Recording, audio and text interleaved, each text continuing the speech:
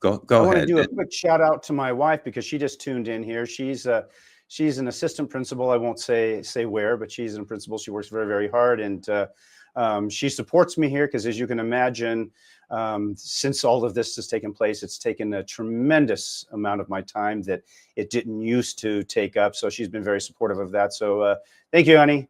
And so where would you like to go from here, Greg?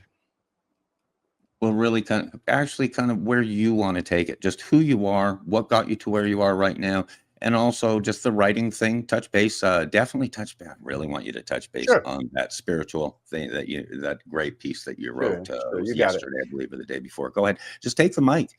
5 minutes, Okay. 10 minutes. It's Michael Mccune here. You got it. So people ask me all the time. They say, Michael, what does karate and martial arts have to do with these political posts?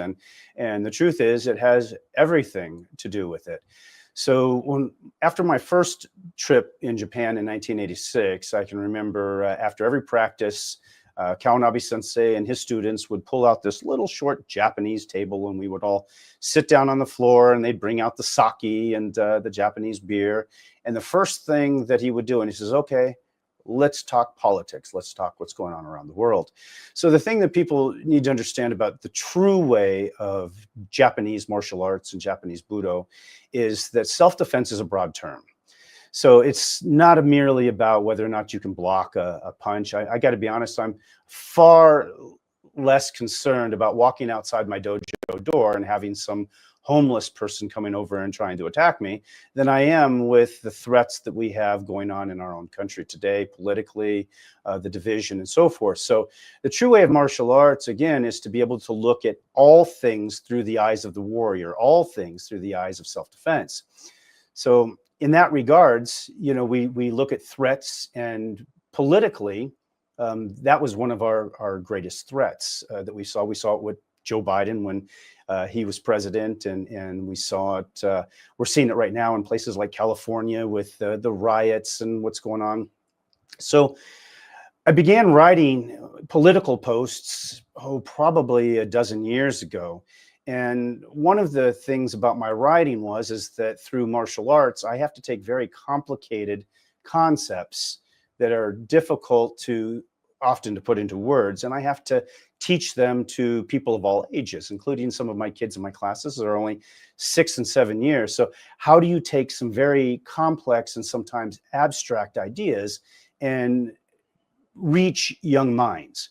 So that's where my writing began to take a different tone, was in understanding that so many people out there sees what's going on in the world, and they see it through so many abstract and complex ways that I realized that we needed somebody that could take some of these complex things and reduce them to some a little bit more commonsensical things that people could put into view, so that ultimately the goal of my post is not just to point out what's going on around the world, but what solutions are, what can we do as individuals to make a change.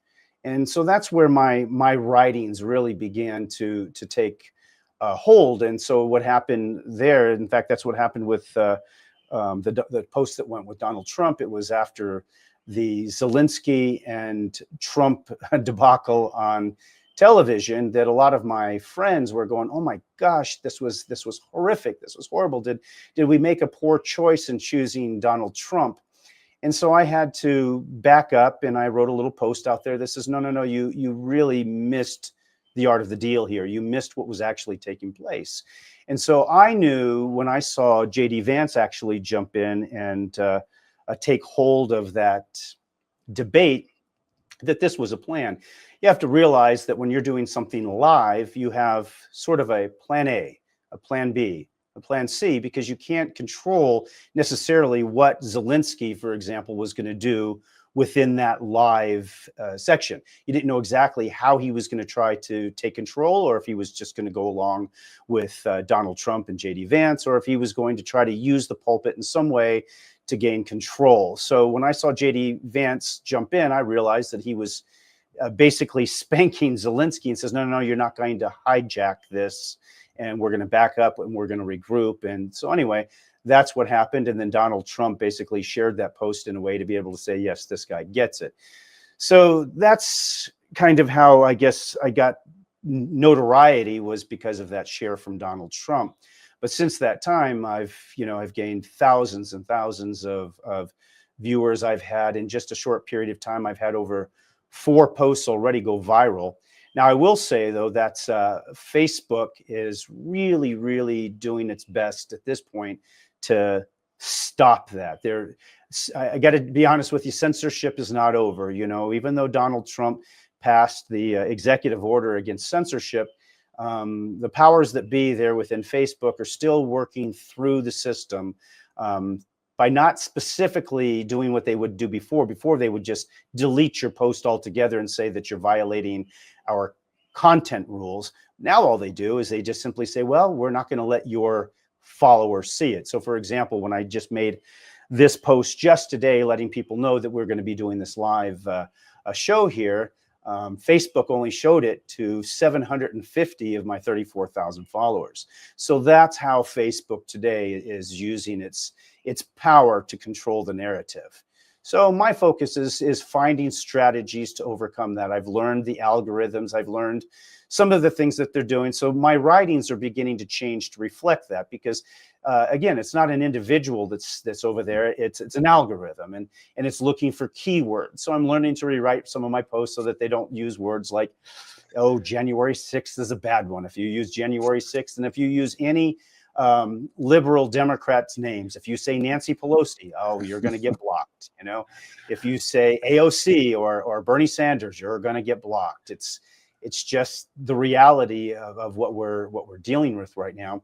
So fortunately, within my group, I have some amazing people who have followed me, and I got to say, it's been a very exciting and rewarding experience, because when I really expected when I got on here was, from what everybody told me, when you go viral like this, that you're gonna have all these haters on there. But the people who have become followers on my post have been extremely supportive. I mean, I would have to say that all of the comments in here are 99.99% are very productive. And they're people that the reason that I've been able to go viral, even with posts, even when Facebook has been holding me back, is because those who have been following me have been pushing it to their groups and sharing it with their people. And that's the way we've been able to overcome the hold on Facebook. Because I had even, last week, I had one post that went from Facebook only showing it to about 200 of my followers, went viral and hit over 7 million views out there because of the people on my page that's been pushing my content. So that's how we're going to do it. So what I want to share ultimately with people is what our goal is. I mean, why do I make these posts, and what are we ultimately trying to achieve? So the strategy right now is understanding that the first one was we had to overcome the first obstacle, getting Donald Trump reelected. Done. We've done that. The second one was getting that big, beautiful bill passed. And I know there's going to be some things in there that some people are not going to like. The art of the deal was Donald Trump had to negotiate to get that through. But for right now, that's done. Now, the big next hurdle here is the midterms. This is the key component, because if we do not maintain control of the House and the Senate through the midterms, then ultimately everything that Donald Trump has accomplished up to this point will potentially be over. It will stop him dead in his tracks, so that the only thing he'll be able to do is executive orders that can again be turned over down the road. So ultimately we have to get him through the midterms. But how we do that is, we're not concerned about reaching or changing liberals. People are always asking me, but how do we get them to think different? You don't. They're gone. Their minds have been totally hijacked by the media for over a decade. There's nothing you can do at this point to be able to change their minds. That's not our goal.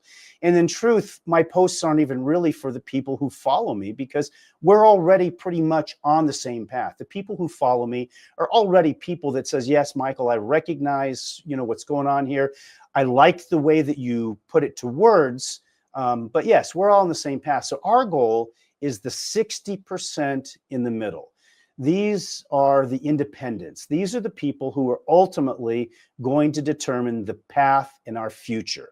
So we have to share these posts so that those people watching in the middle, they're watching the liberals to the left as they're commenting on my posts, and they're watching the people within the followers over here and how they're commenting, and they're noticing how we engage with each other.